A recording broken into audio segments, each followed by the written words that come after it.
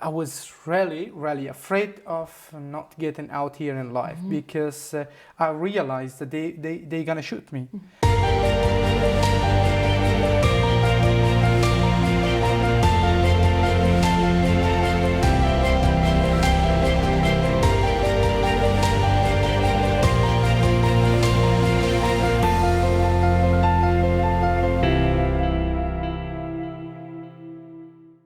Yes, very welcome to my TV show True Life Stories with Damaris Kovmel. And today I have, as always, a very special guest, and I'm really proud that he's here, and it's a miracle that he is here actually sitting. So Farouk, welcome here, and you have such an interesting story, and it's great that you will share a little bit about your dangerous life, how you came here to Germany. And you are from Afghanistan, and you have a wife and 2 children. Yeah. And you worked actually for the American embassy, and nobody knew about this work, but then the Taliban figured it out, and of course that was not good. And they wanted actually to kill you for Exactly. that you were working for the embassy, for the enemy, let's say. And it actually almost worked. It was the 6th of September 2012. Exactly. Where you were actually attacked to be killed. Yep. Maybe you can let us know what happened. Yes, I was on a way just to go in my office, and during the way it was just mounting and a side which is not like urban. Then I saw some guys with the cover of the border police. They are just stopped me, and I felt that they are normal police, Yeah. and I stopped. One guy comes to my side, and without saying anything, he opened the door of my car and very tight took my neck and pulled and pushed and very badly kicked me and then just inside of the hole. And he said, "Down, down." I said, "What's wrong?" Yeah. What I did, and then they are saying that they said my name and my personal information. He said, "You are this guy and you work for our enemies, Yeah. you are pagan, you are non-Muslim," and so many other things. I said, "No, I'm not. You refused me with someone else, and I'm just trying to, to control the situation." Did you realize the danger you were in at that point or not? Still, I'm feeling that they are normal police. Okay. The other guy is came and beat me. The other guy from the other side was just with the walkie-talkie is just speaking with the Pashto language. Then I realized, yes, this is they are terrorists and they are gonna kill me. Wow. So and the guy is who was just speaking with me, and he moved back with his machine gun, Kalashnikov. Then he opened fire On you? on me. Yes. So he fired too much. But then one is just pulled here in my leg, and my face fell down onto the ground, and the blood is also came in my face. Don't understand the situation. I was just speechless, and so You because I thought was that you will die? absolutely, Yeah. I was just afraid of not getting out here in life. Yes. Because they are just very closely open fired. As far as he was just going on the side of up, then he was not able to stabilizing to just fire very quickly. So that's why just only one bullet is also Just one bullet hit just only you? one bullet has hit me in my leg. So but I came with the Kalashnikov, and I was on the ground. He just tried to shoot again in my chest. Then and the other guys, then he said that he is dying. Go ahead, let's go, because they were also afraid from the real police, because it was not too far from the cities. When they leave the area from the top of the hill, they threw the grenade on me, and the grenade is accidentally fell down in the back of the car and exploded, and the car became like like a shield? Yes, like a shield. It became like a Protecting you. to protect me from the from the grenade. So after a while, then it's about 20 minutes. Sorry. Then the police come into the ground, and they all leave there, and the police come. They are sent me into the hospital, Yes. and going to be 1 month. I was hospitalized, and then I became then you recovered, yes. and then yes. Yes. But then you knew also that the Taliban, I mean, they still wanted to kill you. They couldn't kill you there, but they still wanted to kill you. So so it became too dangerous for you and your family, and you moved from Herat to Kabul. But then the Taliban sent you a letter that was the 20th of April 2013. Exactly. And what were they threatening you with? Yes. When I was in Kabul, after about 3 weeks, then I received some call from the Taliban. They threatened me. They said that we filmed you. We will locate you, and we will kill you and your family, and so and so. Then I feel that Afghanistan is not and safe for me. Anywhere they can find me. And then I came to the Orion, and after consultation with my family, I decided to leave Afghanistan. And so then you went with your family, if I understood it right, from Iran, to Iran to get asylum, and the UN actually granted you asylum. Yes. But then the 20th of March, really just shortly before you and your family could go to Europe, then the Iranian government sent you back to Afghanistan. And from there you had to hide again because you were back in Afghanistan. So what happened then? Because I think the Taliban again found you. Exactly. So I was hiding in the house. Even only my wife, my children, my brothers know that I'm here. The rest of my family, and they didn't know that I'm here. I was hiding. So one day, it was just about 10 o'clock in the night. I was on the second floor. My two children were sleeping, and I was playing chess with my wife. And suddenly I heard the voice of the motorcycles. After a while, then I hear that someone is knocking on the door. And I came just to look from the top of the window, just look into the street that who is there. Then when I saw that they are 4 guys with a motorcycle, and they are with a weapon, and I realized that they are the Taliban. I lost my thinking, and I was just thinking what to do. What should I do? Maybe I fled from here. Maybe they will kill my wife. Maybe they will kill my children. So I would just wonder what to do. The back of my house, there was a garden, and then and there was a trees from the garden. Just come into the roof of roof here. I just through the trees came into the garden and fled there. And you could not even say goodbye to your family? I was just only my 2 children were asleep, and I kissed them, and I say goodbye for my wife and my father and mother, and ran away. So was that also the last time that you saw your family? Yes. And then afterwards you fled? Yes, exactly. That was the last time and then I fled from my house and came to the garden, and then from there I came into because my uncle's house was just in a way not too far from my house. I came there, and in the morning at 4 o'clock in the morning, my uncle is also called my father, and they are just organized a motorcycle scam, and he drive me just into the 2-4 village. Then from there I with the car I drive into the Herat. Then you went with the smugglers from Afghanistan to Pakistan. Yes. And the next step now was crossing from Pakistan to Iran. And then from Iran to Turkey. Exactly. And what happened on that border from Iran to Turkey?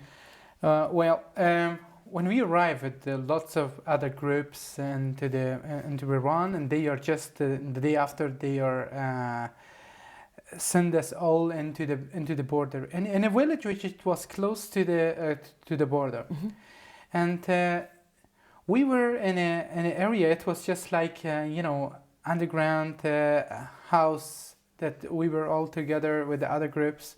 The one who was leading the group said that tonight we have to go, and then we start going, and it was dark in the night.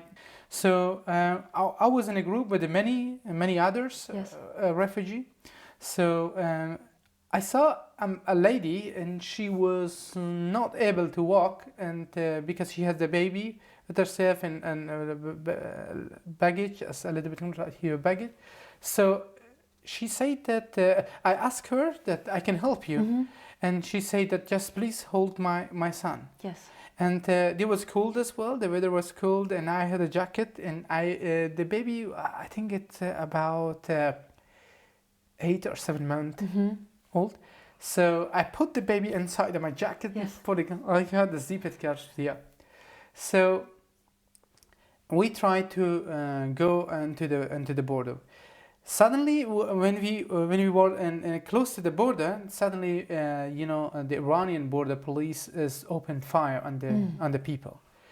They opened fire, and on that time, the dark midnight, it's become like a day because of the fire. Too many fire, so every guys from this group is running in somewhere, and nobody knows that in which direction they are going, as they are going in a way it's correct or not.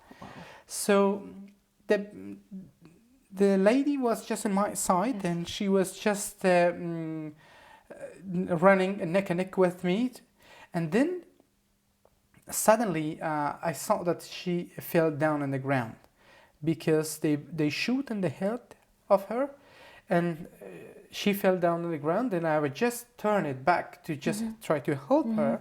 So, and she just in the time that she was on the ground full of blood, and it was just, she said that try to find the uncle of this baby. Yes. He is in the group, and if you can't, please protect my son. Yes. I said that I will just try to find her uncle. If I found okay, otherwise I will protect your son exactly like my real son. Don't worry. And I was just trying to speaking with her, and then she said that because it's too many fire, and then I'll leave her. Yes. And I came in the area just to cross the border inside of the Turkey. Yeah. After about a while, 1 hours, one by one, the people which they are dispersed because of the fire, and they one by one is coming, and then you were all again together, or did you lose people also? Yes, the smuggler, the one who was leading the group, has come and thus counted the people. They said that we missed 16 guys. 16 guys, so we missed it there. So, and then the people is just crying, and some guys lost his daughter, some guys lost his her father, her mother, and so, and most of the guys who were just lost into this group were women and children. Wow. And did you find the uncle of this? Yes, child? And I was just thinking about this, that how can I tackle the situation with this baby. She was just crying, and so a lady comes to me and say that I can help you to tackle the situation. So she just tried to give her a little bit water, and then after a while, a man comes to me and say that this baby is our family. I'm uncle of this baby, and I give it her to his. To her uncle. Yes. So. And then from so now you were in Turkey, and then from Turkey, now was the last step to go to Europe, right? From Turkey to Greece over the ocean. Yes. And so how did that go? Yes, when we arrived in Turkey, and then and this group, the guys who was leading our group, and they are just give us into the Turkey people, and they are just sent us into the. It was just like a jungle and beach, a little bit like forest, and so we were three days there. It was running an open area. So after 3 days, then they are managed to the smugglers managed to send us into the Greece. Yes. They are just prepared the boat which is just for the air, It's just not a wooden, not a like a normal. It's just like with the air. Oh, where you pump the air yes, into exactly. the. Oh, okay. And then the capacity of that boat is just for maximum is 10 guys. Yes. But we were 35 or 35 guys inside, including luggage and many other stuff. Mm-hmm. So they put us into that boat. And before I jump into the boat, I just realized that it's like someone is telling me. I just came into the internet. Yes. I found the telephone number of Red Cross, yes. Sea Red Cross of Turkey, Sea Red Cross of Greece, and as well as also international. I saved all these numbers into my phone and jumped into the boat. And I was the only guys in the group who was able to speak English. So it was it was dark and at night. So we start coming into the Greece. So after about 30 minutes, just going, we arrived in the middle of the sea, which is also border between Turkey and Greece. We arrived there. So and the engine of this boat is down, and we tried all just to turn it on again and again and again. It doesn't work. So we are floating onto the water for about 2 hours floating, and we don't know where we are going. Yeah.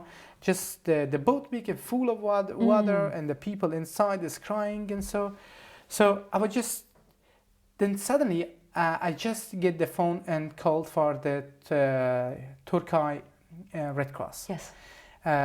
They didn't pick up. Then I called for the Greece, and they pick up, and they said that we are coming to rescue you. I said that we are about 35 guys inside the boat, and we are in trouble. We don't know exactly where we are because it's dark and we don't know. So we are just if you are trying to help us, good. Otherwise, they all will die, and most of them are women and children. So they say that we are coming soon. Yeah. So I didn't believe in this, that they might come, because I believe in. I thought that they will be located us. Yeah. Because we are in a dark, in the middle of the sea. Yes. And nobody can, it's not visible. So then again, I called for the international number. The guy who was in the phone with me from the International Red Cross, he said that try to speak that we can locate you and where you are. So after about around 30 minutes, I see that the helicopter has come on the top of us. They just make a light there, and then a big ship. Yeah. It was a military ship is come, and they are just rolled a rope stairs. Yeah. When we saw that they are come there, just it was we were all cheers that now we are rescued, because it was absolutely dark. Yeah.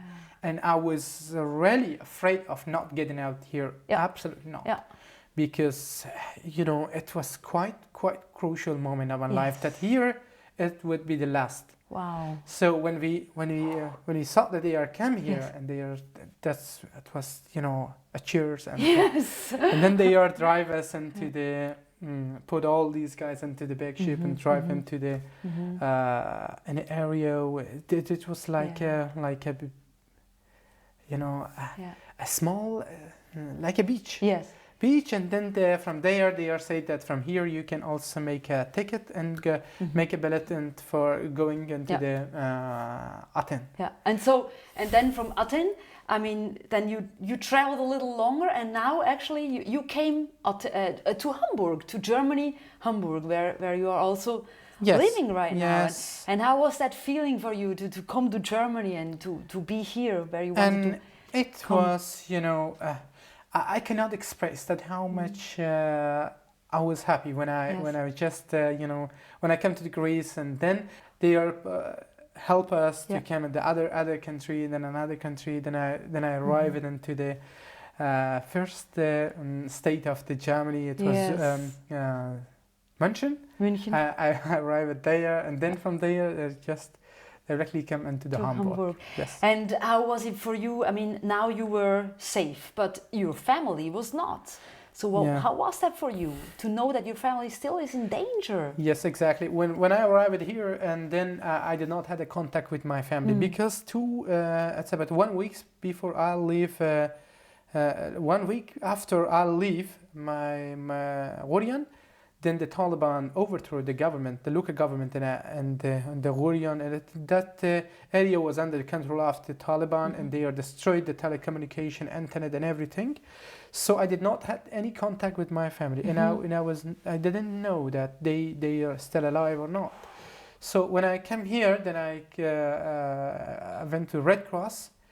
And then they are through the Traces family. They located my family and they are found it. Wow! So it was just another miracle from my life that they I don't know how to express that they are just found it. Wow! Miraculously, they found my family and. But they were in real danger because the Taliban threatened to kill them, right? Yes, exactly. And so were they hiding too? After that event, they were just going from the one area to the other area, from one area to area, just to hide themselves. Because if anyone can recognize this is my family, and they will, they would have killed them. Absolutely, wow. Absolutely. That's why they are just. My father was just trying to manage this situation and just to, for example, 1 week here. The next week in the other district, the next week in the other district, until my family has arrived as a family reunification, family zusammen here in Germany. And how was that feeling when you could see your family again? Yes, it was. Words are not enough to gratitude that how much I'm happy, and I was happy that I see that my family here. Yes. Because I feel that they are just born again. Yes. Because it was from the absolutely die and absolutely, execution. They are just now still alive and they are right. And it's and I have to thank you from the German government and as well as the Red Cross. They helped me a lot. Wow. And I hope that one day I found an opportunity, my family and I, that we can return all these kindnesses and support of the German people and German government. And they are really helped me a lot. And I'm really, really thankful for And what are you doing today? I have been studying web development and programming and DCI, Digital Career Institute, and I will be graduated in November. So my children is also going to school, and are they talking German? Absolutely, they are speaking fluently and German, and much more better than I do. They do.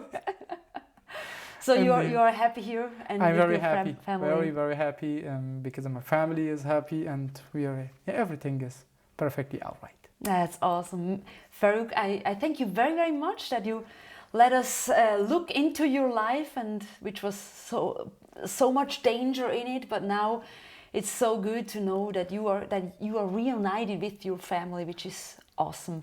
And I wish you and your family just all the best. Thank you so very much, and thank you. Yes, Thanks thank you. for this conversation. Thank you, Farouk. Thank you.